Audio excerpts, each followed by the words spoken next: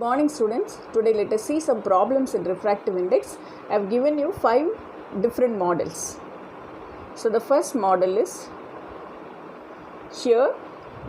The refractive index of water is given and the speed of light in air is given, and what is the speed of light in water is asked.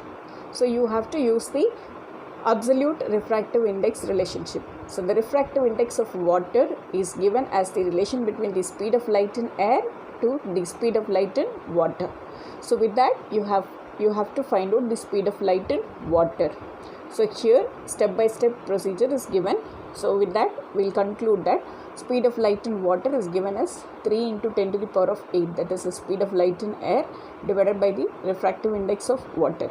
So the speed is 2.25 into 10 to the power of 8 meter per second. So this is one model. The next one. So here comes the next one. Here first I shall read the question. The absolute refractive index of diamond with respect to air is given 2.42 and the speed of light in air is given as 3 into 10 to the power of 8 meter per second. What is the refractive index of air with respect to diamond? So here first we'll find out what is the speed of light in diamond. So for that we shall use the absolute refractive index equation, that is equal to speed of light in air divided by speed of light in diamond. So with that we will be able to find out the speed of light in diamond, which is given as 1.23 into 10 to the power of 8 meter per second. So now we have the speed of light in air and the speed of light in diamond. So now we have to find out what is the refractive index of air with respect to diamond. So we shall just reciprocate the speed relationship. So speed of light in air with respect to diamond is given as speed of light in diamond divided by the speed of light in air, which is equal to 0.41. So this is one more type of calculating the refractive index and the speed of light. The next problem is the absolute refractive index of crown glass is given as 1.52 and the absolute refractive index of water is given as 1.33. Now you have to find out the refractive index of water with respect to crown glass. So here water with respect to crown glass. So the refractive indices of the two media are given. So just find out the relationship. 1.33 absolute refractive index of water with respect to glass. So 1.33 divided by 1.52. So when you calculate the relative refractive index, we can just find the ratio of the two given media as per the denotation. So here N refractive index of water with respect to crown glass. So we will take refractive index of water divided by refractive index of crown glass. So the answer is 0.875. The next model is the incident ray on a glass slab makes an angle of 60 degrees with the normal and the refracted ray makes an angle of 45 degrees with the normal in the glass. Find the refractive index of glass with respect to air.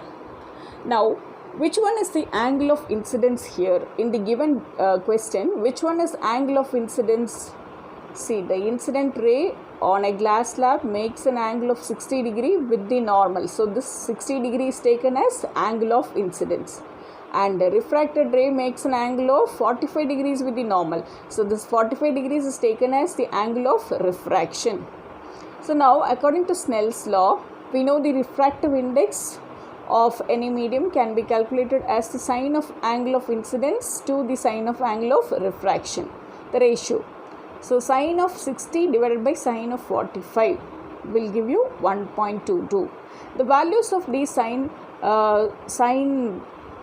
degrees, sine angles will be given in the problem itself.